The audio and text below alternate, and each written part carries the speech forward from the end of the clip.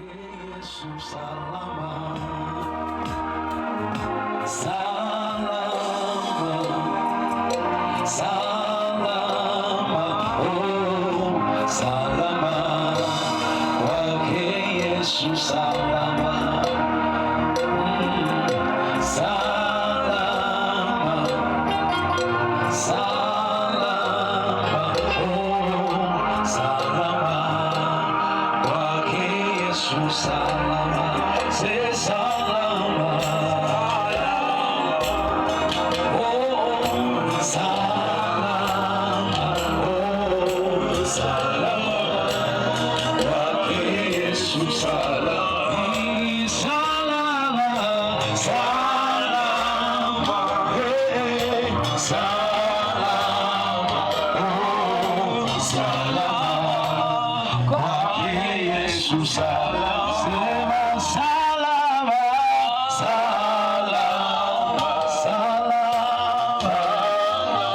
oh, salama, kwake Yesu salama, salama, salama, salama,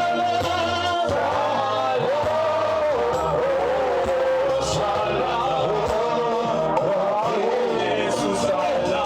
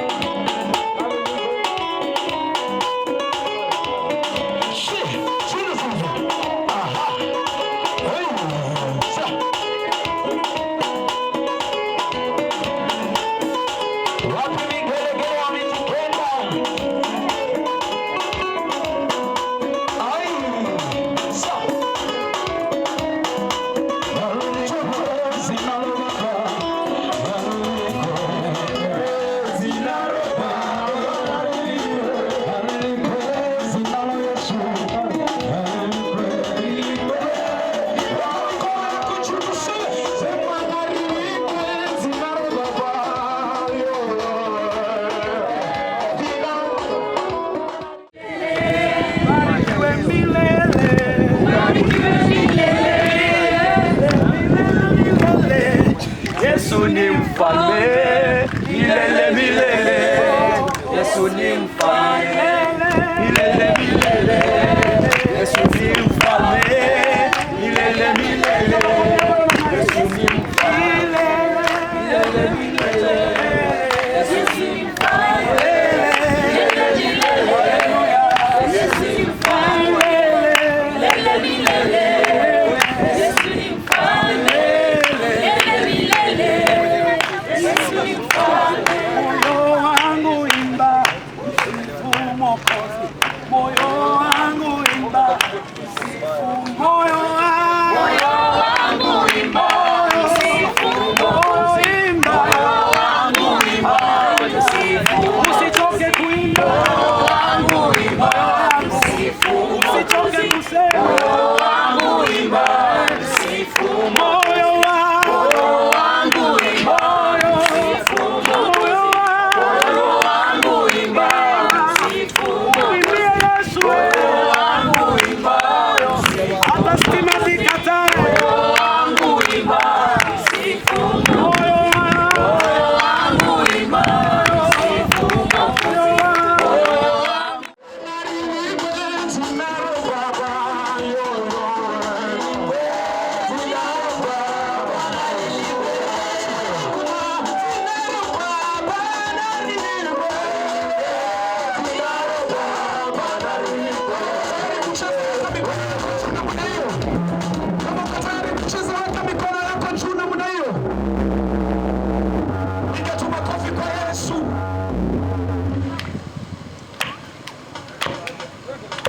Piga tu makofi kwa Yesu.